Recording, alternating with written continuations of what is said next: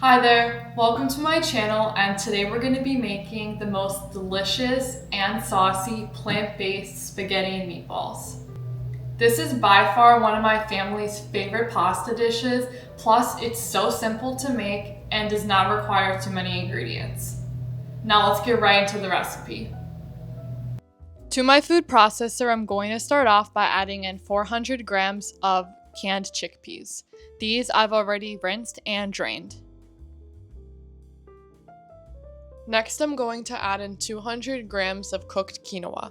I'm using pearl quinoa, but you can use any type you like. Next, I'm going to add in a teaspoon of paprika and 2 teaspoons of dried parsley. Here I have a tablespoon of soy sauce. Now I'm going to add in a sprinkle of salt.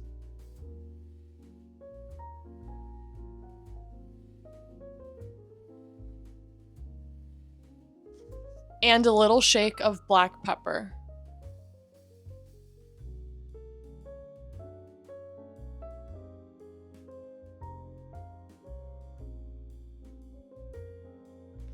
Now we're going to set this aside while we prepare the rest. Next, I'm going to prepare the onion and garlic. I'm going to set this aside for now, and I'm just going to chop off the bottom and top of the onion and peel it.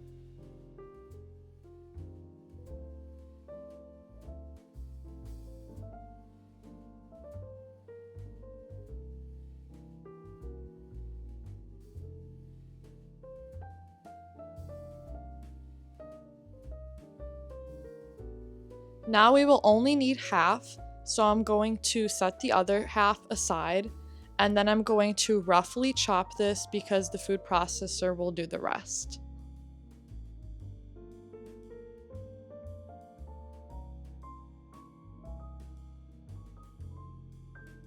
Now we can set that aside and peel the garlic one at a time.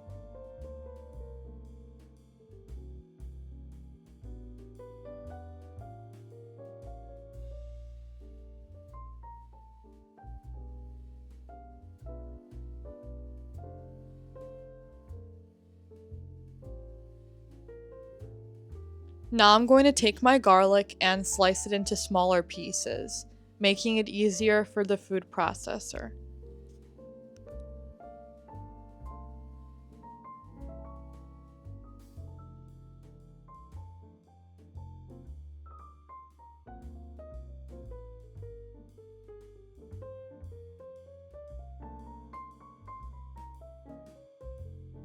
Just like that.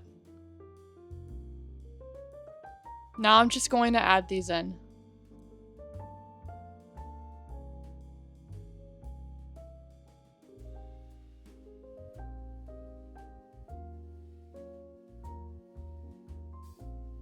And now we're going to grind this up.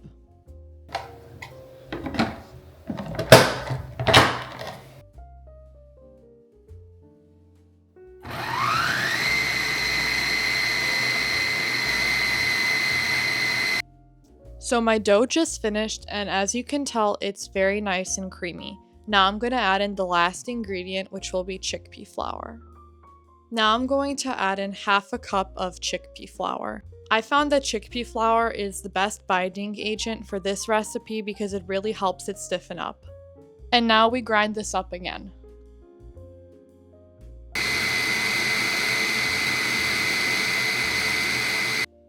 Now that my mixture is done, I'm going to transfer this into a bowl, making sure I'm careful around the blades.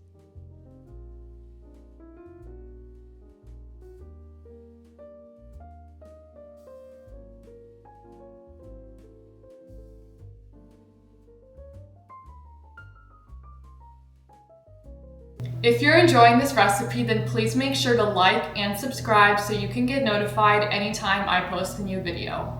Now let's get back to the recipe.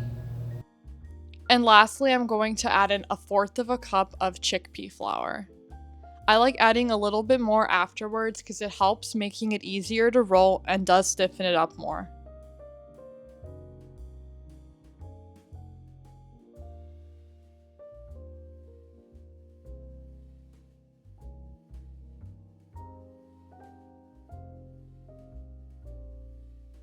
You know your dough is good if you take some. It's sticky to the touch, but you can roll it into a ball. That's good. Now we're gonna roll these out. Now I'm just going to take my dough and scoop out little spheres. You can make the meatballs as large or as small as you like. I prefer mine smaller.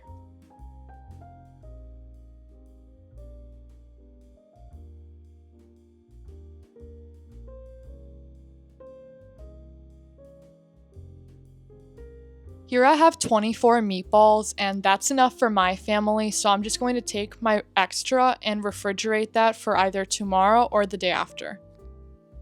Now I'm going to add these onto a baking tray and bake for 30 minutes, flipping halfway through.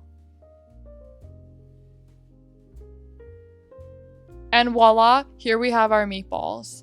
Now we're going to prepare the glaze.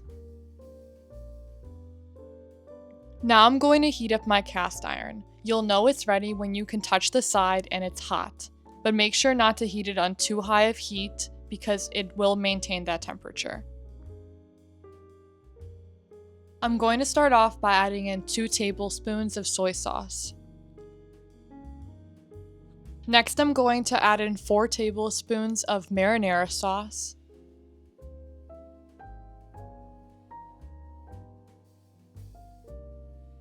Next, I'm going to add in half a tablespoon of sriracha for spice. You can add more if you like. A teaspoon of brown sugar. Now I'm just going to stir this up.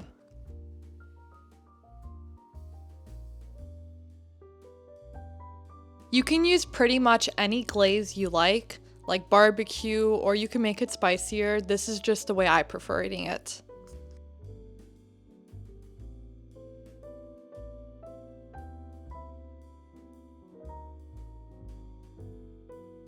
Lastly, here I have 1 tablespoon of cornstarch along with 3 tablespoons of water. Now I'm just going to stir this up.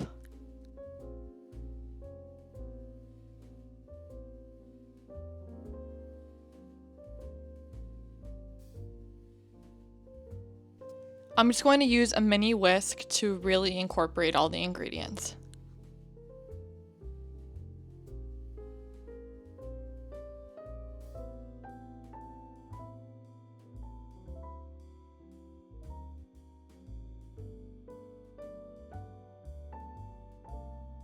Now that my glaze has thickened up nicely, I'm going to toss in my meatballs. Now I'm just going to toss in 12 meatballs. I feel like this is enough glazed for anywhere between 12 to 15 meatballs. If you don't plan on eating the meatballs right away, then I'd recommend making the glaze right before you eat it. Now I'm just going to toss these until they're fully covered in the glaze.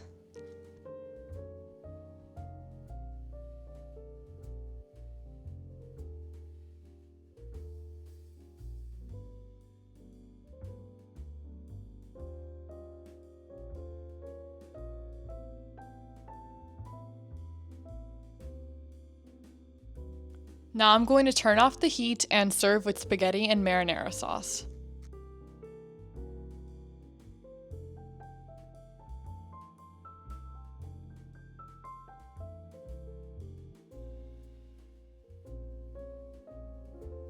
Thank you so much for watching, and follow for more simple and delicious plant-based recipes.